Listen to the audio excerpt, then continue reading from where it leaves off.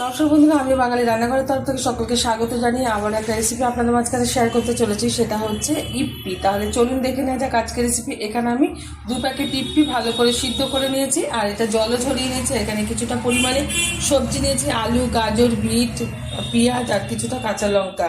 সাথে নিয়ে নিয়েছি সিদ্ধ করে রাখা ছোলা। এবার আমি ফাইনালি ইপ্পিটা রান্না করে নেবো। তার জন্য ওভেনে কড়াই বসিয়ে তাতে দিয়ে দিয়েছি কিছুটা পরিমাণে তেল। তেলটা গরম হয়ে গেছে, তেলের মধ্যে সবজি খুব ভালোভাবে সবজিটা ভেজে নেব। দিয়ে দিচ্ছি পরিমাণ মতো লবণ। এখানে কিন্তু কোনো হলুদ ব্যবহার করবো না। এই যে বিটের যে কালারটা আছে, এটাই খুব সুন্দরভাবে ইস্টির মধ্যে ঢুকে যাবে আর দেখতেও ভীষণ ভালো লাগবে। সেই কারণে আমি এখানে হলুদ ব্যবহার করবো না, আপনারা হলুদ ব্যবহার করতে পারেন। এবার দিয়ে দেবো সিদ্ধ করে রাখা ছোলা। ছোলাটা খুব ভালোভাবে সবজিটার সাথে আমি ভেজে নেব।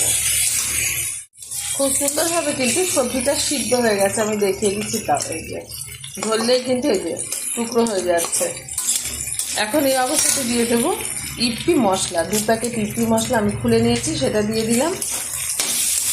আপনারা যদি একটু ঝাল খেতে চান, আমি যে লঙ্কা দিয়েছি আর ঝাল লাগবে না, তাও যদি ভালো ফ্লেভার আর ঝাল খেতে চান তাহলে একটু গোলমরিচ এগুলো ব্যবহার করতে পারেন। দিয়ে দিচ্ছি এই যে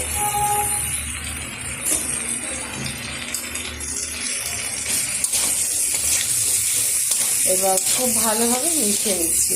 এটা কিন্তু খুব বেশি সিদ্ধ করা যাবে না।